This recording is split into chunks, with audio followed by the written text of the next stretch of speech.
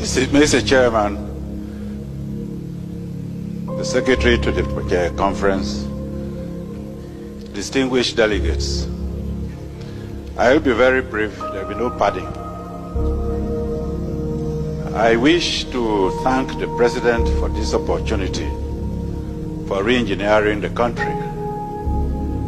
I wish to go straight to say that the problem we have in this country is because we are suffering from mental slavery.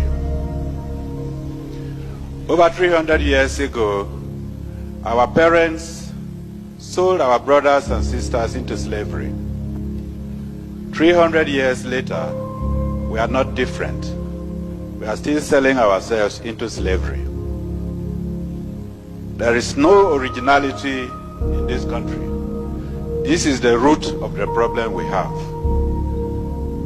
Those days, the price for the slaves were trinkets, beads, gunpowder, gin, thank you very much, and so on. The price today is foreign aids. The price today is political influence. The problem we have is not of our own making. And unless we address those issues, our collusion with the colonial masters is going to cause us more problems. If we look all around, look at the ceiling, there is nothing that is new, nothing indigenous in this hall. The country itself is not indigenous. Even the coup, we are blaming the military. Even the coups that we have is not of our own making.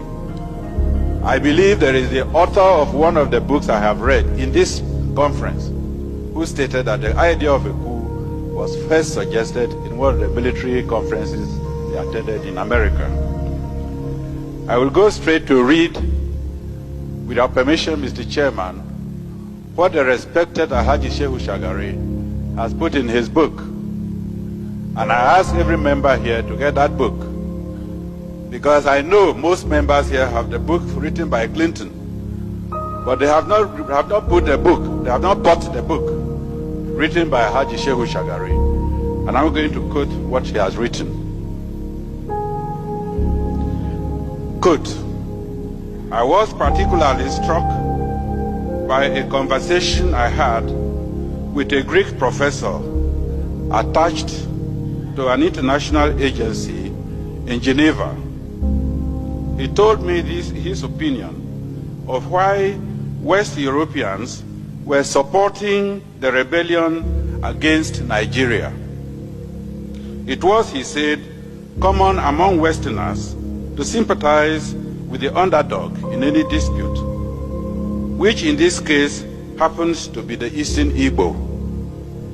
But what was even more important to the West was that Nigeria was a potential rival power in Africa, a force which had to be checked before it becomes a threat to Western European interests on the continent.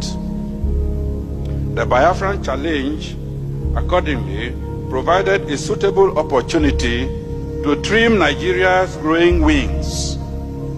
He said that according to certain estimates, Nigeria was sitting on a keg of oil, which, given a suitable condition, would make it so rich in just 10 years, that is by 1978, that Nigeria would not require any aid from Europe. Indeed, Nigeria would be in a position to assist other African countries, especially the poorer ones, and thus undermine an important basis on which European influence was exercised over them. I underline that. He did not therefore think that Europe would stand idly by and watch Nigeria become to Africa what the United Nations had become to Western Europe.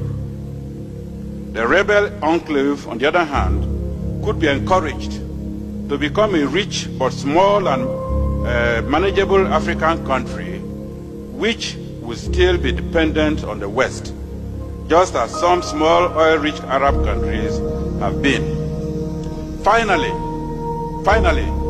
he assured me that whatever happened in the future, the West would never allow Nigeria to develop to a position where its wealth and power would threaten West European interests in Africa. Mr. Chairman, I don't need any comment. Thank you very much. Thank you.